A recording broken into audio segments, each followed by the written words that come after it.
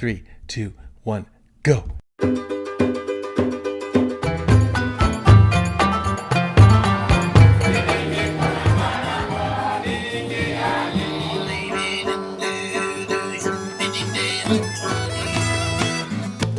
Hey everyone, welcome back to Sparking Creativity, the Ethno-Arts podcast, where we hear stories from around the world about communities connecting with God, engaging with Scripture, and sharing the gospel in meaningful ways according to their culture. Thank you for your patience between our episodes here. We have a great conversation today with two very special guests that I have had on my mind to talk to since we began the podcast. They are Josh Davis and Nikki Lerner. They'll be introducing themselves and sharing about what they do. But the topic today is multicultural worship. I've really enjoyed getting to learn from Josh and Nikki through a book they wrote together, through a podcast that they've done, through other resources that they've offered online. And this is really something that's beneficial for anyone. If you're working in a cross-cultural situation with communities, it's not often the only situation where you may be working with just one group. Or if you're working in a local church, it may not just be one monolingual, monocultural group coming together. And this really resonates well with the principles of ethno-arts that we're talking about. Whether you are serving in a local church in your own context, whether you're working cross-culturally, these principles that we've been talking about over the course of our podcast has been about a posture of service and considering other people, making space for the gifts that God has given them to seek Him and to connect with Him, to worship, to engage with Scripture, to share, communicate in meaningful ways. So this episode is really for anyone who is a follower of Jesus and who participates in walking out their faith as they interact with others around them. You'll hear a lot about the local church gathering in this episode. I encourage you to think about what principles you can take away and apply to your particular work. And I would really love to hear about what's interesting to you, what questions come up. So we encourage you, as always, to write to us afterwards and talk about this, and let's see if there's more discussion that we can do around this topic. So I hope that you enjoy this talk with Josh and Nikki. I'm not going to have much more to say. We're just going to let the conversation go since it's longer than some of our usual episodes, and we'll just let you hear from them. But before we get into that, we mentioned previously that we want to promote different kinds of creative arts ministries going on, opportunities for conferences, trainings, resources that are out there. And so today we are sharing about an upcoming training opportunity that's going to be happening in Thailand. There's two opportunities, actually, one in August and one in September. These are basic principles in ethno-arts certificate courses offered through PIAP University in Chiang Mai, Thailand. The course is designed for national or expatriate field workers in Asia and beyond. It will cover the main principles of ethno-arts work and give students practical skills in research, analysis, and applied ethno-arts, including specific ways to incorporate ethno-arts in their own field of work. The language of instruction will be in English. The course will be taught online in August 12th through the 23rd, and also in person September 9th through the 20th. So that's coming up. Registration will close on July 12th. So if you are interested in this course, you have the choice to do it online or in person, you can email ethnoarts.courses@gmail.com, and we'll include this information in our show notes for you as well. So if you're interested or you know someone who's interested, then reach out and consider attending this training. If you have something that you'd like us to promote and share, then please let us know. Remember that you can email us at ethnoartspod@gmail.com, and we'd be happy to share the things that you are doing and promote what's going on around the world.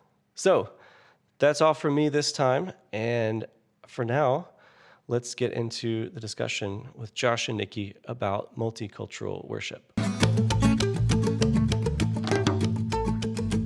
So I guess a good place to start would be, who are you? And if you want to just give us a brief introduction to each of you and who you are, what you're doing, and that kind of thing. And I was going to say, that's a loaded question. Who are you? I like that question. Well, I'll start. Who am I? I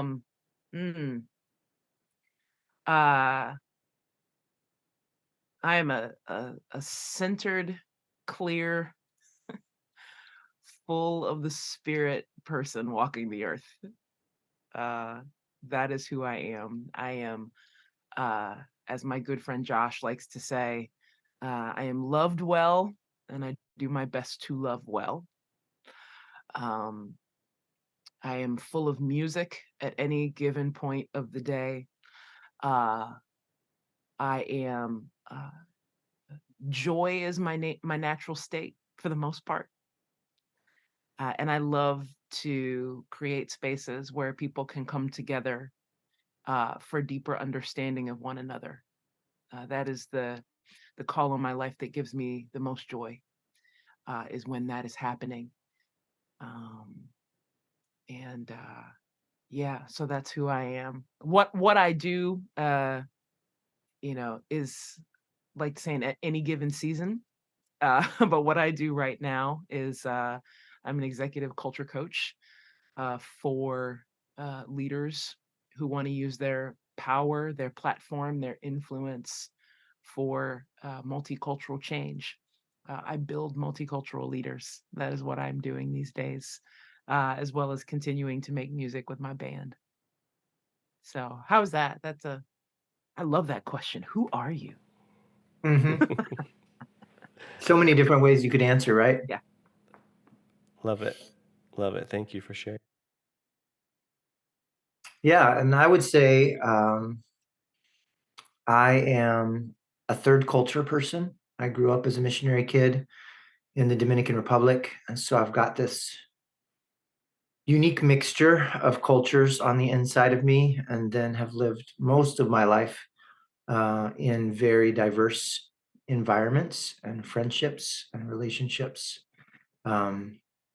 So sometimes I call myself a multicultural mutt. There's just a lot of different influences on the inside of me that you can't tell by looking at me from the outside.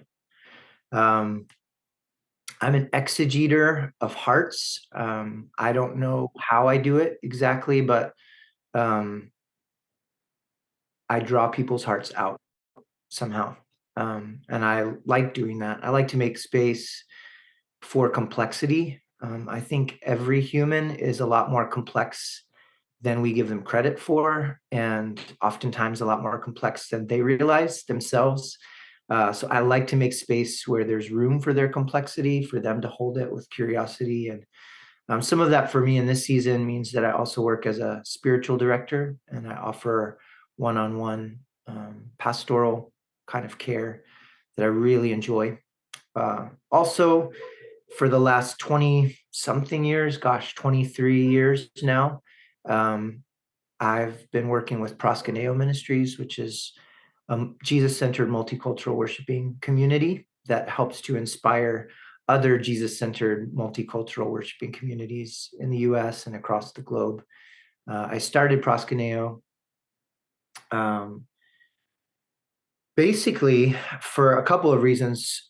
One, seeing a scriptural call to diversity in worship and diversity in the body of Christ.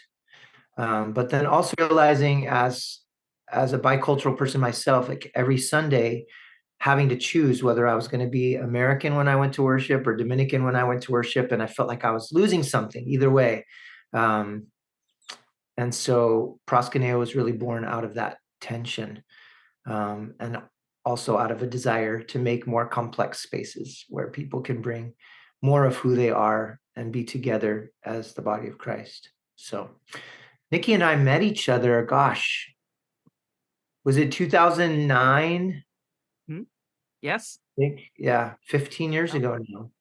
Yep. Um, and we tell this story in our book, but we were on our way to the same conference in New Orleans, and she just happened to come from Baltimore to Atlanta. And so then we were on the same plane from Atlanta to New Orleans, but didn't know each other, but made eye contact and remembered seeing each other. Yeah, you said you saw me in the airport, and Yeah, I saw you on the plane.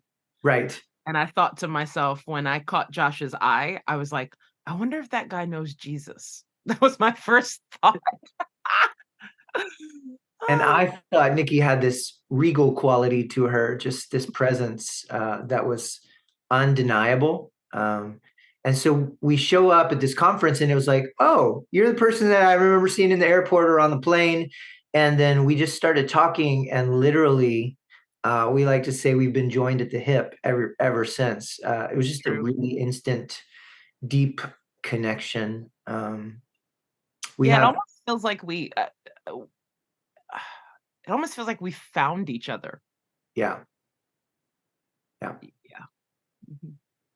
And so since then, we've gotten the chance to do lots of crazy things together in different countries and different parts of the US, teaching together, leading worship together, recording albums together, pastoring and shepherding people together. And then we got to write a book together, We which vacation together.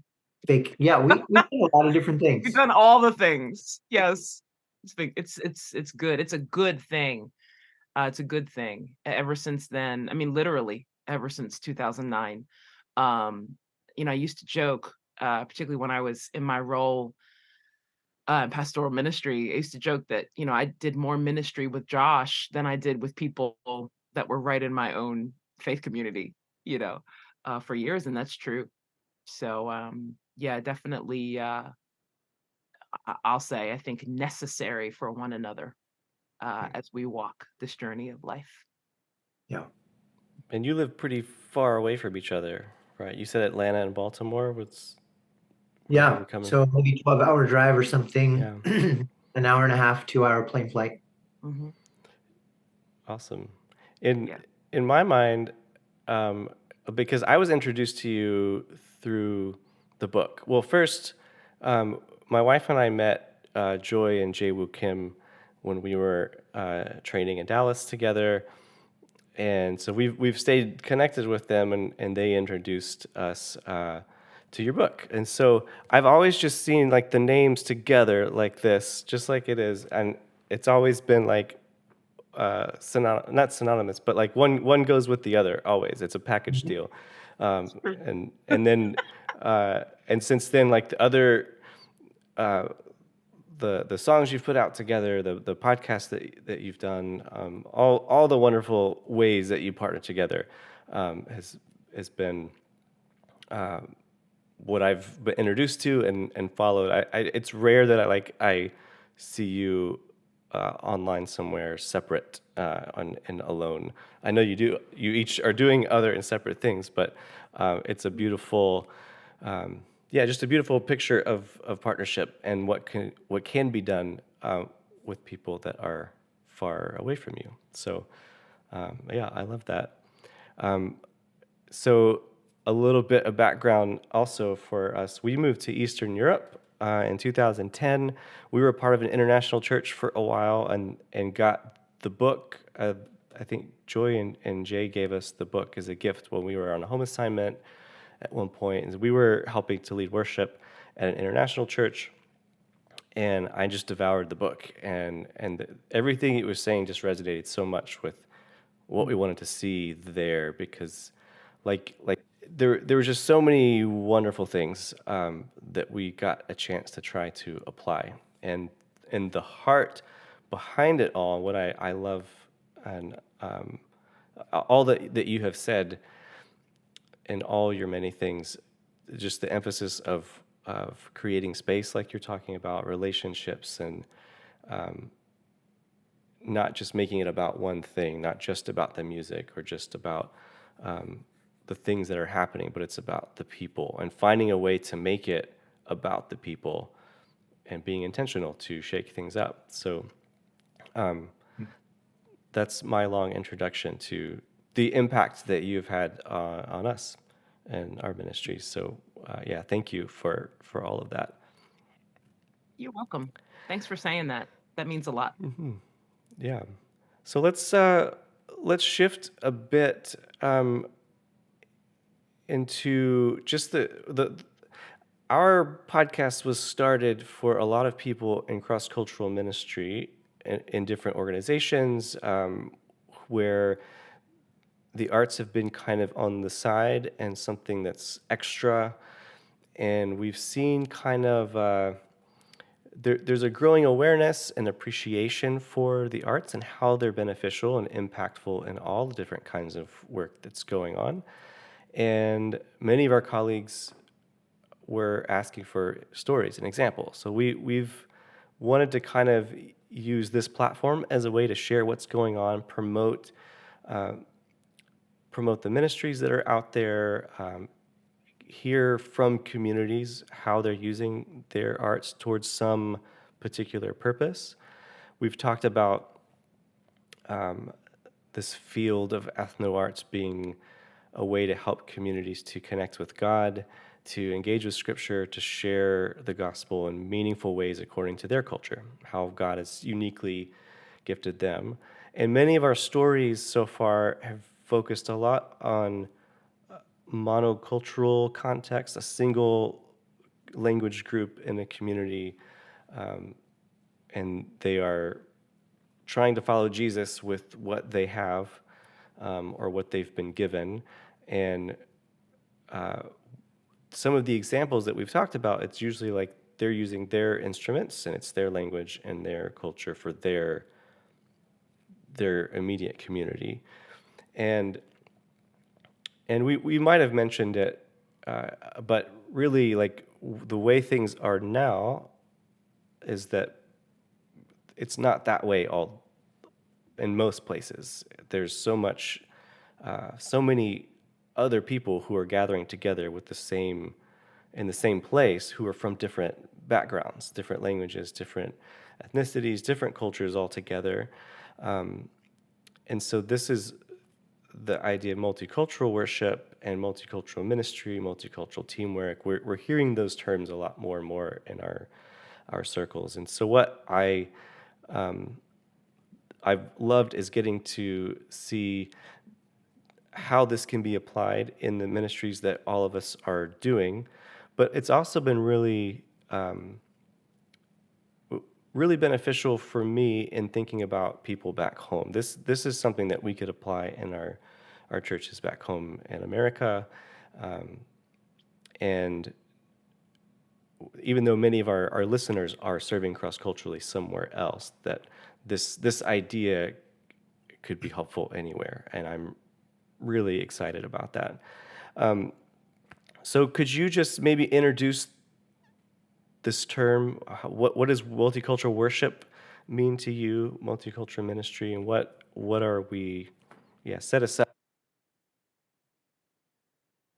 Well, I have some thoughts Please share. about that. So I'll start. I'll start this way. For your listeners, if they haven't Googled me yet or looked me up, I'm an African American woman, and I like to describe my come from growing up as I grew up in a tricultural family, although we were all Black American people. And that might sound strange to some people, like, what are you talking about? But I had literally three different cultures under one roof, so to speak. Um, and it was very challenging. It was very challenging growing up. My biological father's side of the family comes from a very rural environment. My mother's side of the family is where all the diversity lies and the diversity-minded people. And then my step family uh, came from inner city Baltimore. So those are three completely different cultures. Although, we're all Black American folks. Sometimes, depending on your come from and what you've been exposed to, you may not know how diverse, communities are within themselves. And that's how I grew up. And I always kind of felt like I was the translator. Mm. I was the one in the middle trying to help different sides of my family understand one another. I call that, the divine setup for my life.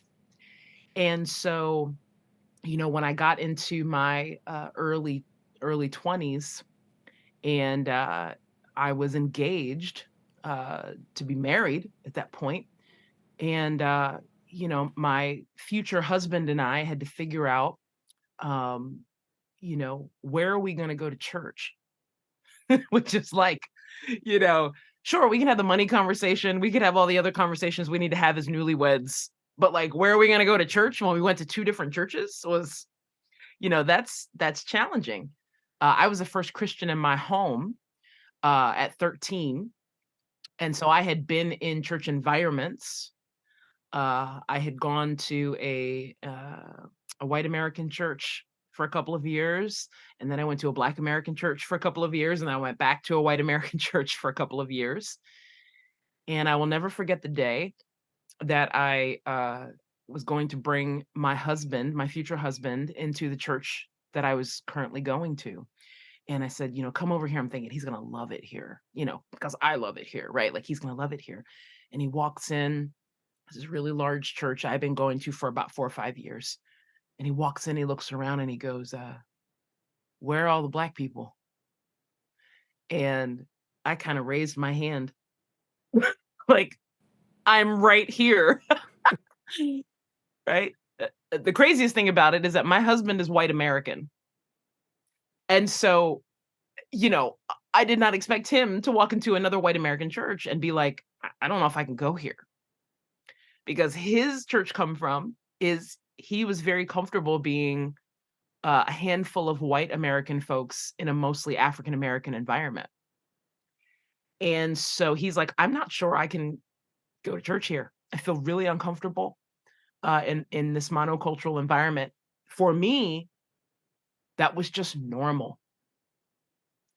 I had never, ever seen an integrated church, ever. And at that point, even in my walk as a Christian, nobody had ever talked about it. Ever. I didn't even know it existed. And so then David, my husband, and I went looking for a church. And let me tell you how hard it was for an interracial couple to find a church.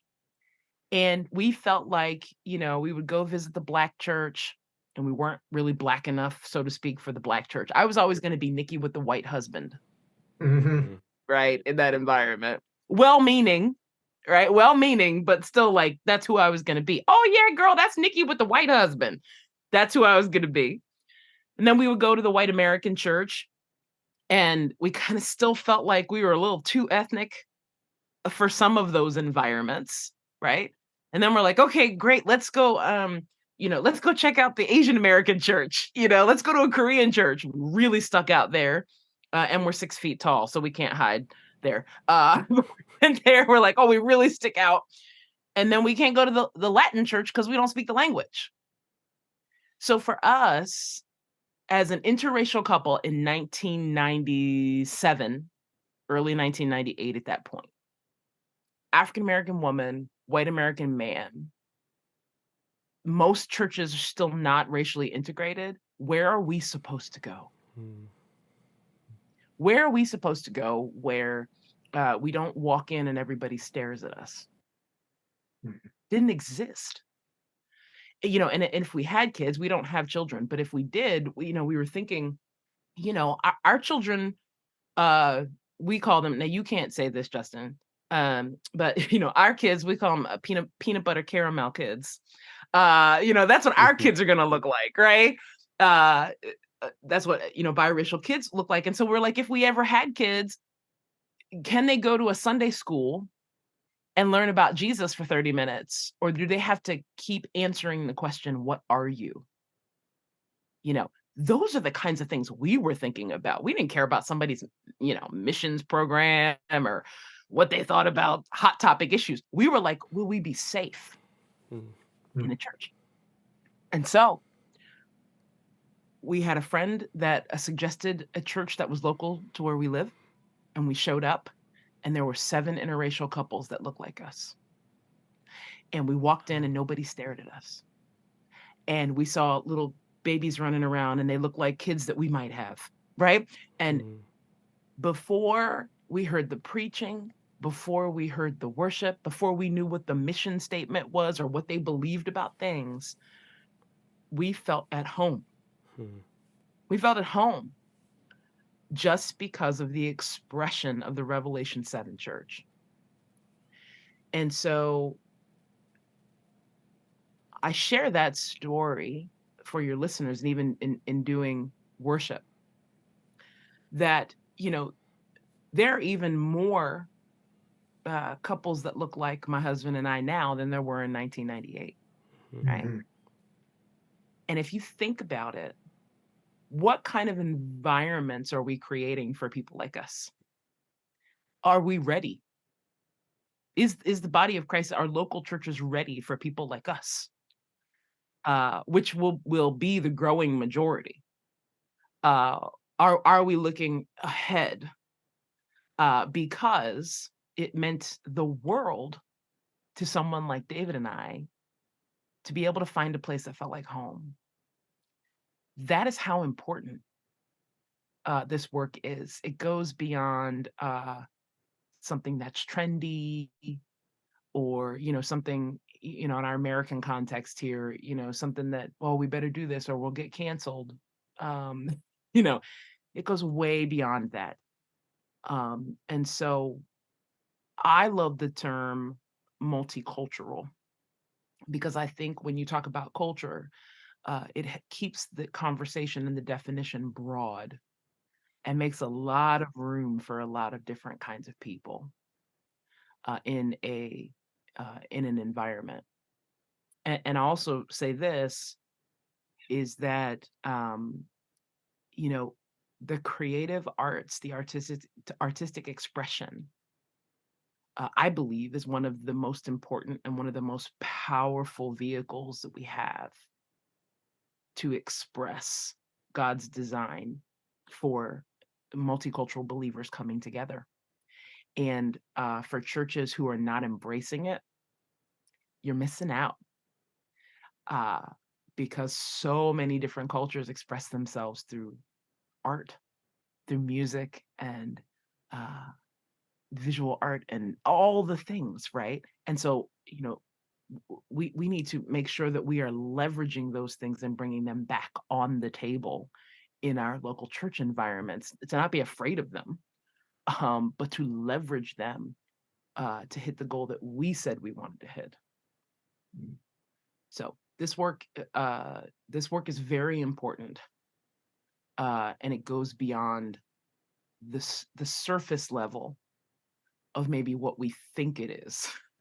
It's got much more power. Yeah, and I think you can tell as Nikki talks about it that both Nikki and I feel this work at a personal level. It is very personal to us and to our own identities as complex, bicultural, multicultural human beings and our family units. I think also there are missiological components to this vision that are really important for me, that I just want to highlight. And as you mentioned, Justin, global migration is a huge phenomenon in our world today. It's not just people moving to the United States. It's people moving from everywhere to everywhere. And there's this mixing up of cultures, especially in major cities all across the world, but not just in major cities. In some of the most rural towns in North America that I've been in, um, people say, well, we don't have any diversity here. And I say, well, who runs the Mexican restaurant?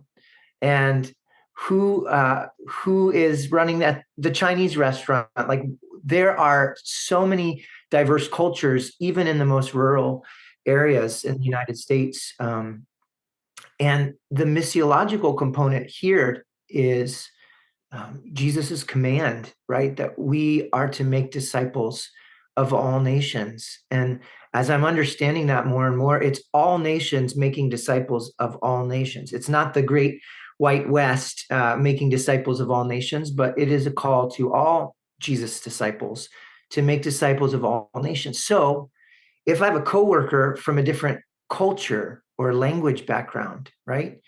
And I reach out to them and I share Jesus with them and they begin to follow Jesus, can I invite them to the church where I go? Would they be safe?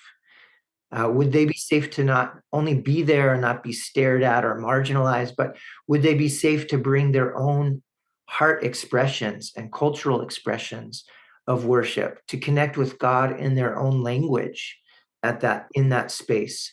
And unless we create congregations that are multicultural and multilingual, I don't think we can effectively fulfill the mission that Jesus has given to us. Otherwise, it gets so disintegrated so quickly. It's like, I'm discipling you, but I'm going to send you to the church across town because they speak your language and we're going to worship separately. Why would we do that? It is on some levels a lot easier to segregate along the lines of culture and language. And the homogeneous unit principle, which was used for church planning for so many years, was all about, just finding that one target audience and just appealing to that niche, right? But the richness of what we can experience as people who center around Jesus. We don't have a common language to center around, a common culture to center around, but we center around the person of Jesus. The richness of that is so incredibly valuable. And it has helped me to parse out when am I following Jesus and when am I following culture? When am I following my cultural understanding of Jesus versus when am I following Jesus? So there's spiritual elements to it. There's missiological elements to it. And then, as we also said, there's very personal elements. So good. Yeah, there's some, both of you said so many things that we could dovetail on.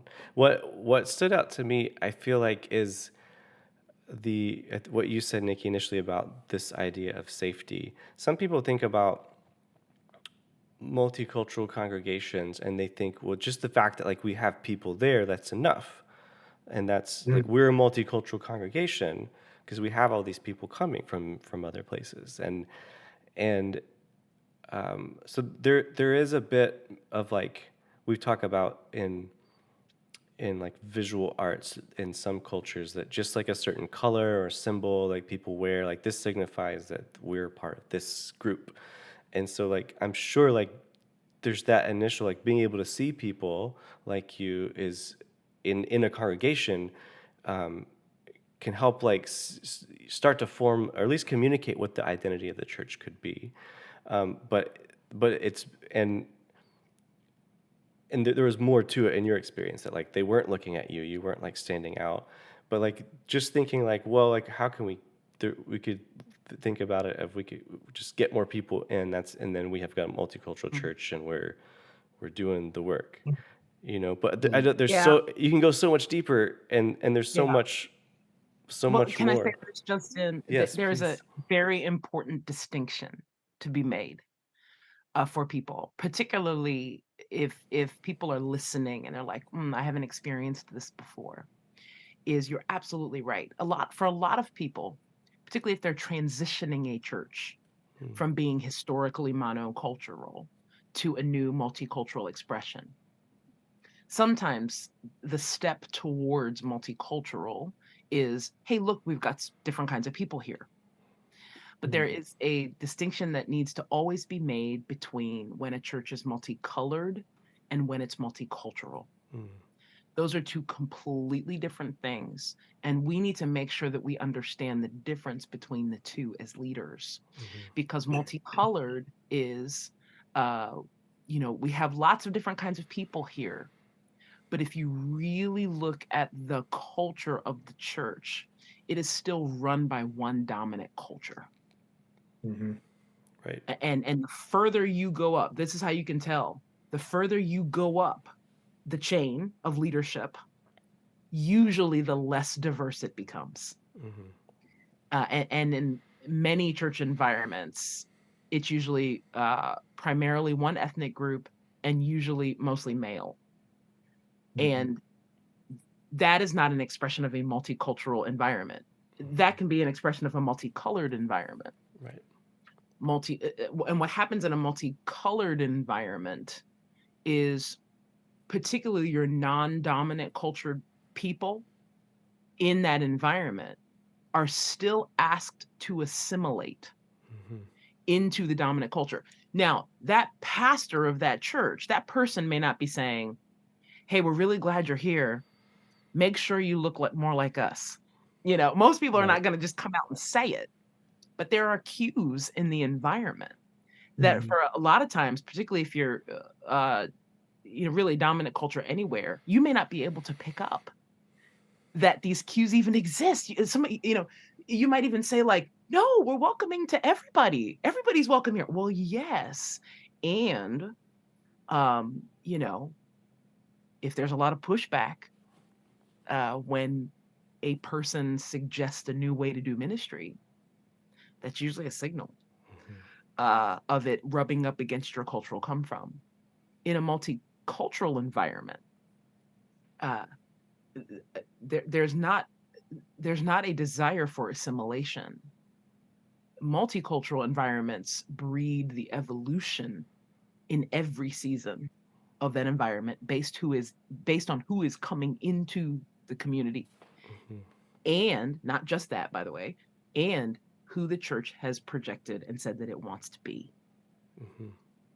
Some people, I've heard this particularly in the US context, white American churches, I've had conversations with leaders that say, it's really easy when we have people from different countries coming into our environment. And they'll say, well, multicultural, look at all the flags on the wall. Look at all the languages that are spoken.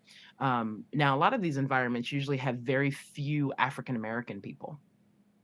They'll have African people, but very few American-born Black people. And usually why that is because, in my experience, that the assimilation factor is high. If somebody comes from another country into the US, they know that they're going to have to assimilate. American-born minority cultures are not willing to lose themselves anymore in the space. And so, that's a whole nother conversation. And this is actually a class that I teach at the Culture Coaching Lab, which is where our hub of training takes place. But it's just an important distinction to know. The difference between being multicolored and multicultural. They are two different things. You have to know which one you're pursuing and which one you are in any given season. Yeah, and that has huge ramifications for spiritual formation, right? Just like the concerns that we have about Western missionaries exporting the gospel and culture intricately tied together and saying, in order to follow Jesus, you've got to do it the American way. We're doing the same thing in our multicolored churches. And that might be, if we're talking in a U.S. context, that might be with a dominant white culture. It could be with a dominant African American culture. I've seen that as well, where there's all these people from the Caribbean and from Africa in a Black church, but there's no expression for them except for the Black American expression. And in other parts of the world, the dominant culture will vary, right? But when we're saying to people, in order to follow Jesus and to belong in this community, you've got to do it this way. Really does bifurcate or disintegrate the person as a whole human being. So they leave their culture at the door, and then their faith formation is in a different cultural environment. And then how do they reconcile those things? Yeah. We're actually teaching people to disintegrate, where Jesus's call is a call to wholeness and to love the Lord our God with our whole heart and mind and soul and strength, and love our neighbors as ourselves. It's all integrated and connected. Yeah, that's so good. I think what could be done, or what is being done, like you said, there's decisions are being made for how this church is going to be run and the things that we're going to do, and there are these messages being communicated, and not always directly, about you have to assimilate, you have to learn to do it like us. And there's I guess the unintentional, like, miscommunication I see a lot in our work in other cultures as well. That it's just the assumption. Our very first episode, we shared a story from a Southeast Asia group that it was only after incorporating a local instrument into their expression of worship that then the surrounding villages that were persecuting them stopped and said, we thought we had to give up our culture to follow Jesus, but now we see we don't have to. And so, like, just the decisions that are being made, what it's communicating to people, and those messages, people may be saying verbally, like, everyone's welcome here, but like you're saying, the way things are happening and who's in charge and how it's run, all of those things is communicating a different message. And I'm wondering if you could speak to just that phenomenon, and what needs to happen for those who are in those positions of power and decision making, to really think about what are they communicating even unintentionally. Yeah, I'll start, and then Nikki, I'm sure you've got lots to add to this conversation, because you're working so much with leaders and at that leadership level. But I like to think about what it took for me to get outside of my cultural come from and to understand and embrace other ways of living and other languages and other expressions. And it took some significant experience. I think the most well-meaning leaders who want to conceptually understand diversity and want to get on board with it cognitively, but who aren't willing to or able to experience it for themselves, it will only go so far. And that's not to say that they're not well-meaning, but I do think leaders first need to have the experience of being outside of their culture, of being led by people who are different from them. They need to experience what it feels like to be the minority in a space, and not just for 1 hour on Sunday, but they need that repeated on a regular basis to feel what that feels like in their bodies, to feel what questions come up for them, what resistance and frustration comes up for them, to process through those things, and to have a chance to develop real meaningful relationships with people outside of their cultural come from. Unless that happens, the leadership won't be able to lead the congregation into that experience. And you don't have to do that for years before you can start leading in that way. But I think to be an integrated and authentic leader, you need to be in process as well. And you need to be learning as well. That's my first thought. Nikki, what would you say? I love those thoughts, Josh. It's so important, the exposure and the experiences. Um, as leaders, it is impossible for a monocultural group of leaders to lead and cultivate a multicultural church or organization or company, whatever it is. It's impossible. It's Right. impossible, and it's inauthentic. It would be like in your local church, if you're like, okay, we've got this killing men's ministry. It's awesome. We love this men's ministry. There's all these awesome guys there. You know, our last leader left. Now we're looking for a new leader. And the leader that you put on top of that men's ministry is a woman. Or vice versa. If you, have a male leader leading your women's ministry, that's what it's like. Now, does it mean that those leaders that you placed on top, that there's anything wrong with them? No. Do I believe that a woman could lead a men's ministry? 100%. Do I believe that a man could lead a women's ministry? 100%. However,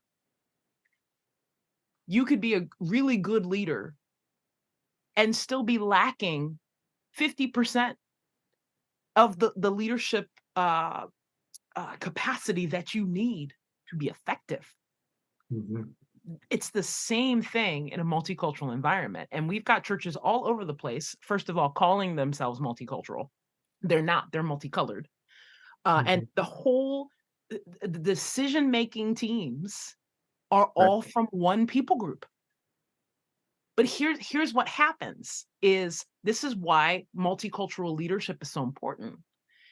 If you have a church full of awesome monocultural leaders, there's nobody in the room to say, hey, maybe we should have some different input here, particularly if that culture is from the dominant culture, no matter where you are in the world, right? Because we all have generational things that are handed down to us, right? All of us, no matter what ethnic group we come from. And my husband actually says this way better than me because he is white and I'm not. But he says, what's handed, this is how he says it. What's handed down to us is that we have the answer, we're in control, and we can fix it. Like, he always says, we'll walk into any situation, see that other people are handling it, and say, we've got it from here. Now, I don't have that experience, obviously, can't speak to it, but that is handed down, though, to majority cultures. If you're used to running things, you can't even see your blind spot. Right? In order to do things a different way, because there's nobody in the room to tell you. And so that's why it's so important. If you're planning on having a multicultural faith community at all, that you have to have diverse leadership. Yeah. It is an inauthentic expression to have anything but that. And again, and I just want to make sure I reiterate this, it doesn't mean people are bad leaders or bad people. Doesn't mean that at all. It just means that it just makes sense, right? It is inauthentic and impossible to have all the perspective that you need if there's nobody in the room to give input. Right. And unknowingly, we will bring those blind spots to relationships. We will bring those blind spots to organizational structures. We will bring those blind spots to our interpretation of scripture. We will bring those blind spots to spiritual formation. We will bring those blind spots everywhere we go, right? And the people in our congregation who fall in those blind spots,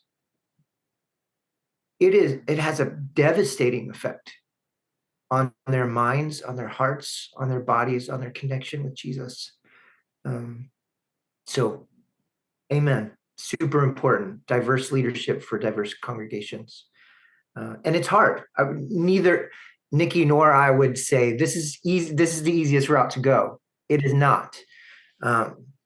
but the quality of the leadership and the quality of the decision making and the quality of the thoughtfulness that goes in when you have to wrestle with some of these things at a leadership level with diverse leadership, it's too beautiful to not try. And Justin, this also goes back to safety. What I can tell you, for a lot of experiences for minority folks, minority culture folks, is, you know, many of us, and this is a generalization, but there are many of us that when we go and choose a church community to be a part of, there are many of us that we are looking to see what kinds of leaders are making decisions. Because again, what it points to is our level of safety. And in a growing environment of places that don't feel safe, a lot of minority cultures, they are looking to see if a church does not have its head in the sand about the times that we live in. And how committed are they to making sure that there is space made for as many different kinds of people as possible. And you know what's kind of cool, Justin, is that, you know, if I go to a diverse church, I don't even necessarily need to see somebody African American in the leadership. You know, I mean, it's certainly helpful. But if I go to a church and the pastoral staff or the elder board is full of, like, people of Indian descent, people of Asian descent, people of, like, if it's just diverse, I'm like, okay, I think we're good here. Right? It's so important. And unless you have that experience, that lived experience as a minority culture, wherever you are, you may not quite understand how important that is. It reminds me of something Josh has said before. If you go to a different country and you're an English speaker and you don't know the language of the country that you're in, and you run into somebody that speaks your language, like, you think about how you feel. You're like, right, like you're kindred immediately, right? Yeah. And how that makes you feel of like, oh yes, this, right? Now you can communicate, somebody that kind of gets you a little bit. It feels like water in the desert a lot of times. It's the same thing that happens in our context. Yeah, and Justin, something that's coming up for me, even as we're talking, I'm thinking about some of your listeners who are spread out all over the world, right? And the reality is that in just about every situation, there are minority cultures, whether they're right there in the village with them or the next village over, the next county over, or whatever the case may be. I'm thinking a couple of years ago, I got to go to South Sudan. And the tribalism in South Sudan is profound. And many of the churches are multicolored or have people from various tribes. But the tribal languages and the tribal expressions are not allowed to be present in the congregation. And so just a chance that we made where we took a song that was super easy and singable and translatable and asked people to sing, if they could, to sing it in their tribal language, and then everyone else could engage with them on a simple phrase in their tribal language. And for some of them, that was the first time that they had ever sung in church in the language that they speak at home. Right? That's powerful. That's powerful. And another thought that comes to me as I'm thinking about, oftentimes, we want to take the gospel, we want to contextualize it to the culture that we're working in a healthy way. And that includes artistic expressions and worship that looks then contextualized for that culture. And I'm a firm believer in that. I think that's so important. And if we only contextualize it, it can lead the people to believe that they are the end users of the gospel, that the gospel ends with them. But the truth is that the gospel does not end with them. They are then carriers of the gospel to the tribal group that lives a few hours away, or whatever the case may be. And so I think it's really important, no matter where we are. I learned this from the Nairobi Statement on Worship and Culture, which I'm sure you're familiar with. But no matter where we are, that our worship is not only contextual, but it also has cross-cultural elements, and it also has countercultural elements, and it also leverages strongly these transcultural elements that are of the same essence, no matter what culture we're in. So I think that's also really important for us to think about as we're helping to develop faith communities in even the most remote locations. How can we do that in a way that doesn't make them feel like they're the end user of the gospel, but that also helps them realize they're connected to this beautiful, diverse body of Christ, and they are carriers of the gospel cross-culturally wherever they might go. That's huge and so powerful. This is, it strikes a chord in me, and it's very exciting to think about. Like, it's very exciting when someone can have that kind of experience, but also it's very sad, and this is the first time that they're getting to experience that. And it makes me think about a lot of people in ministries. Some are very like product focused. They're like they've got like media expertise and they can like create and make the stuff. Other people are developing these materials. Others are thinking like, well, I'm gonna be preacher or evangelist. And there's like these certain things that like we all, or not we all, but like we all have certain things that we focus on and that we do, and that's like part of it. And when it comes to worship in the church, it seems like a lot of emphasis is on that gathering of this time we're going to come and we're going to worship together. And the term worship usually is synonymous with singing. And it's been true in my experience that there's an emphasis on creating a really good and meaningful worship experience. And I want that to say that there's value in that, and the experience that these people had in Sudan is we want more people to be able to experience that as well. But there's something in your book that you mentioned that's always stuck out with me that I want to make sure that we talk about, is the idea of focusing on developing worshiping communities and not only the worship experiences. Can you talk more about that? Well, Yeah. I'll start.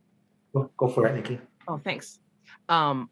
Yeah, I'll start with a couple of things. I've been thinking a lot about this over the years.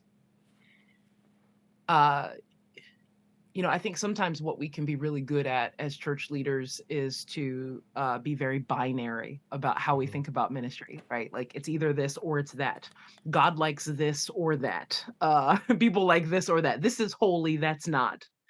Very binary, without really embracing the gradient of how people experience God. And I can't remember if we said this in the book or not. We probably did, Josh, but for me, my perspective is it's okay to have both, because one is not inherently not better. That's not what I mean. What I mean is sometimes we can say that the worship experience doesn't matter, right? Well, the gathering of the saints on a day doesn't matter. And I don't believe that at all, particularly not in the culture that we live in right now. And there's nothing inherently wrong about an extraordinary worship experience. I was part of one for over 20 years at my church. In our church, when I was in pastoral ministry, uh, thriving, large, intentional, multicultural church, 52 different nations.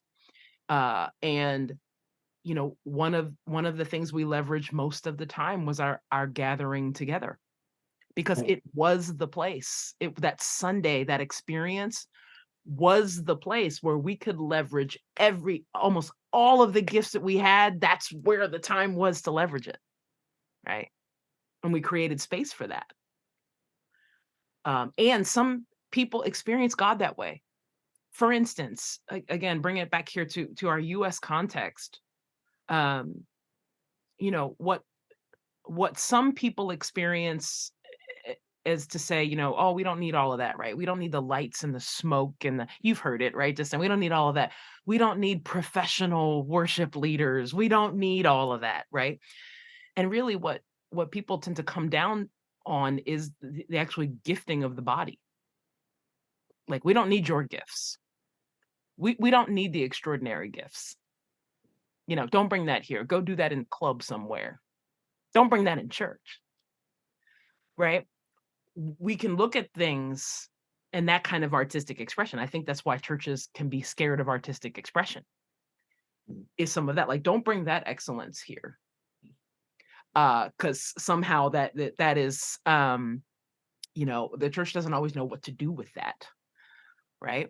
But what we can say sometimes is that, that part doesn't matter. In our book, I think what we highlight is really, you can't just have that, right? You can't just have that kind of expression without it taking deep root into the rest of the church and into the community life, right? That expression oftentimes is an overflow of what is already happening within the worshiping community itself. If you've got a great diverse expression on a Sunday morning or a Saturday night, whenever your services are, but then people aren't having good multicultural interactions or building relationships within your church, there is a disconnect there. But what I would also say is, I don't mind the word experience. I don't mind the word excellence. I don't mind the word performance. Those are not dirty words to me. My degree, my college degree is in vocal performance and pedagogy, right? Like, there's nothing inherently wrong with that, right? And there has to be a place where artists in the church can fully express themselves as well at a high level, right? We want that. That is also an expression of God. But we just also need to remember to cultivate what is happening at other times as well. And depending on how your church does gatherings, for some people that are part of very large environments who put everything that they have into a weekend service, if we're honest, to then ask them to try to cultivate something Monday through Friday too, can be exhausting, right? And same way, if you've got a smaller environment that really focuses on what happens during the week and doesn't care so much about what happens during the gathering, can be a lot of effort for them to focus on the experience. So there's a lot of words to just say, there is value in both. And if our goal in the local church and local community is community, we also need to foster what is happening outside of the main gathering as well.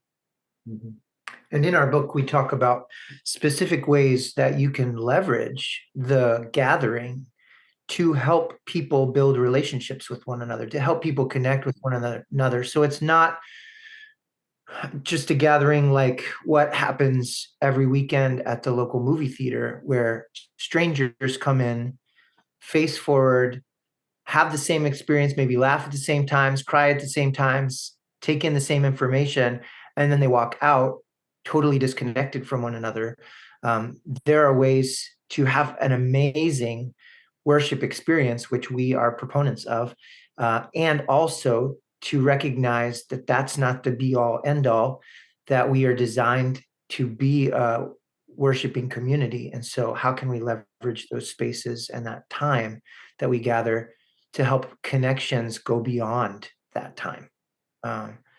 There's a real opportunity that we have as people.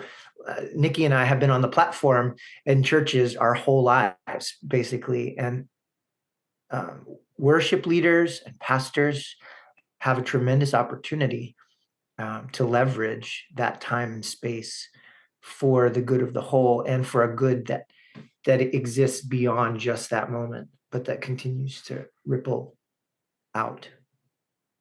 Oh, Josh, as you were saying something, I this is a new thought. I've never had this thought before. I mean, I've had it, but just haven't been able to verbalize it. Maybe we can create a larger challenge for ourselves as leaders if we look at these things as separate. Right. Like, now we are having the experience, and now we're focused on the community, and now we're, like it happens all at the same time if you're good at it, if you're leading it right. Because here's what I do know is, me as a worship pastor, as worship leader on a stage on a Sunday morning during a gathering, singing in Korean as an African American woman, knowing what near where I am, near Baltimore, how Korean and black relations are. And then somebody Korean comes to a church and they hear their black worship leader attempting to sing well in Korean. Right. That is a communal experience. 100%. Yeah. Right. And it's so like we keep thinking we have to like create something new. Like, I think, like, what if as leaders we could literally look at every moment as the invitation to create experience and community. Because I think there are things that are happening. I love when Jesus says, "My Father is always working, and so am I." Like, if we lived and led like that was true, that every moment that the Spirit on our behalf is working to create connective community. Right. I wonder how differently we would lead. Yeah. How confidently we would lead. I also think there's a cultural element to this too, because I'm thinking back when I was growing up in Dominican church, we would spend 10 or 15 minutes in the service, in the gathering, just greeting one another, right? So it is this integrating of community and experience, and we're here for content, but we're also here for relationship. Like, it's all connected and bound up. And I think a lot of people have tasted this too, outside of the walls of the church, when you get together with somebody for coffee and the Spirit is clearly working in your midst, and you say, "We just had church," right? It is both an experience and a communal connection. Yeah. And Justin, this is the last thing I'll say. I'm very excited about this topic today. The last thing I'll say is, these are the things that we miss when all we want to do is worship with people that look just like us. Because then what that creates, and I think we have a chapter in the book called, I think it's called Diverse or Dangerous. But this is part of the danger, is if for most of your worshiping experience and your community life, you are only experiencing God with people that are like you, you start to think that your way is the best. And so then your heart isn't even open to that there are other ways, particularly from other cultures, that you can learn from, that are the answers to many questions you have. It made me think of I know there's so many churches that are like always asking the question, how do we create more community? How do we create more community? It's like the eternal question. And I remember several months ago, my stepfather goes to a historically Black church, and they were having their friends and family day. That's very cultural in Black church, right? Which is, people that go to this church invite everybody. Let's pack this place and whatever. It's very important culturally. And I remember, it's been a minute since I've worshiped in a historically Black church, because all I know is multicultural church, right? And so I go in there, and I'm just remembering, I'm like, this little tiny historically Black church has got community down. They have it down. Mhm. Talking to people, it's exactly what you're saying, Josh, right? Talking to people, you got the old ladies of the church talking to the young people, you got a choir, the choir comes in, you got somebody in their 80s and somebody who's 10 singing in the choir together. Like, it's all there. And you know what I did not see? I did not see, other than my husband, I did not see one white person. Right. And people are constantly saying, it's very interesting now, even as I'm saying it, like, it's actually kind of rare, in my experience, to be around people who attend or have their community life in a historically Black church, to keep saying, how do we create community? Oh, right. Now that it dawns on me, like, I never, ever hear that question, ever, because they're really, really good at that. Like, it's generational. It's that thing that's passed down to us, right? Like, they're really, really good. And then you have these other people who are like, how do we create community? But will not go visit an ethnic church to save their life. I saw no white leaders that morning, none, to figure out how do we do it. Well, why? Because you may not realize that that's actually where you find your answer, is the expression of other diverse believers in the body. And that's how we share with one another, right? We share our cultural experiences with one another. You talk about initially, like on the leadership side, like trying to create space for people in this environment and make room for the giftings that they bring. But there's also the idea we've got to like make space for ourselves to get out and be intentional. And it's like what I think you said earlier, Josh, about if the leaders can experience some of this, and that can translate a lot into building more empathy and compassion and wanting to create that space and in other like ministry areas. And there's such a there's so many things that I'm gleaning from this as it's coming back. So our time is about up, and we could keep going. I really there's more that we could talk about, just like practically, like how do people do this? What are the things they need to think about? What are some challenges? You cover a lot of great stuff like that in the book and the podcast. I really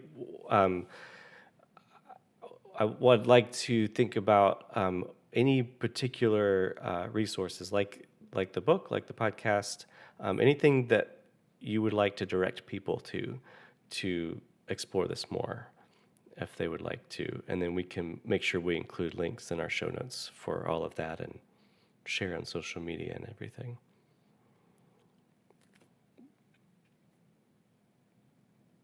Yeah, I think Nikki and I have talked about this quite a lot. We put our hearts and our souls and our experience into the book that we wrote together.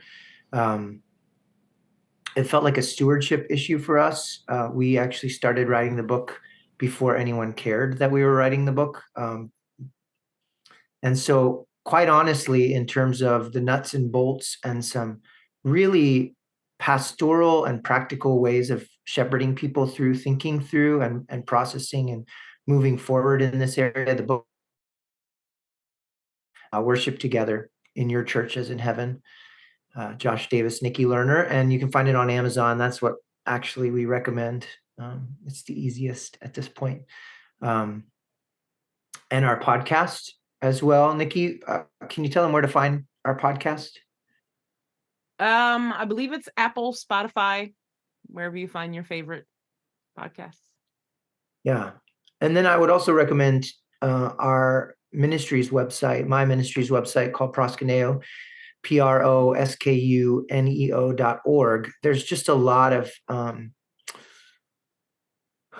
content, teaching content, blog content there, but then also a lot of creativity that has come from our multicultural worshiping community that doesn't look or sound like anything you've ever heard before, because it came out of a very unique community of people from different cultures bringing their unique gifts and understanding of God and connection with one another to bear in creative expression. And I think that could be really fun, especially for some of those in your network who are sparking creativity in local groups, to just get some ideas of some outside of the box ways of bringing diverse people together to co-create and what that could look like.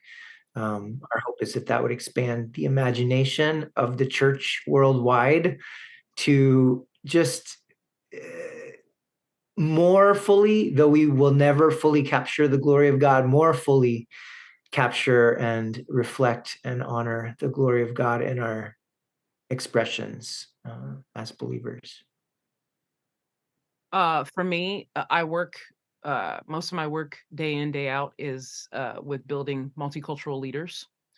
It is a leadership skill set that is hard to find, that it's intentionally being built. And so that's what I do every day. And I'm working both in faith community, but also in the business world as well. Let's say 65% of my clients now are in business world, organizations, professional sports teams, businesses, all kinds of things. And ironically enough, they have some of the same problems that the church has. So if you want to build the skill of multicultural leadership, you can find me at nikkilerner.com, and also check out culturecoachinglab.com. That is sort of an on-ramp to some ideas about multicultural leadership. And if you want something for free, you can check out the Culture Coach podcast. That's my weekly podcast to talk about issues of multicultural leadership. And you can find that on Apple, Spotify, all the things. And let me just say this too, lastly, Justin, what I have found over the years is if you are thinking about, as a leader, as a church leader, lay leader, wherever you are, about doing this better, you need guidance. You need a coach. We got way too many people, really good people out here trying to do it by themselves, and you can't. And for most of your listeners, probably you need to sit with a coach or a leader who is not from your people group. So try not to learn how to do multicultural worship and leadership from somebody who's never done it, or from somebody that looks exactly like you. Like, you're going to be wasting your time. Amen. So just keep that in mind for your listeners, that make no mistake about it. If you haven't done this before, you do need help. You cannot do it by yourself. You need to build the skill set of multicultural leadership, because it is different. You cannot have led in a monocultural environment, pick up your leadership skills to lead monoculturally, and just place them in a new multicultural vision. I'm telling you, you're going to be frustrated and wonder why things don't work. You need help. And so, that's why, Josh and I are doing the work that we do. And if it's us or if it's somebody else, just please, for the love of God, work with somebody, be mentored by somebody that is not from your people group. Very important. So good. Well, thank you both. This has really been so good. originally thinking about this topic, I was thinking about applying it to leading worship in a church, and the music was a big part of it, but also thinking about where are the other places in our gatherings, how can we make space for others. And as you were talking, I've been reminded about how much from these principles we've then taken to cross-cultural ministry, taken to how we facilitate a workshop or teach a course or interact with people as we are interacting with so many people from different places. And thinking about, one of you mentioned like organizational structure, just thinking about organizations and the parts that we all play and the dynamics that are there, that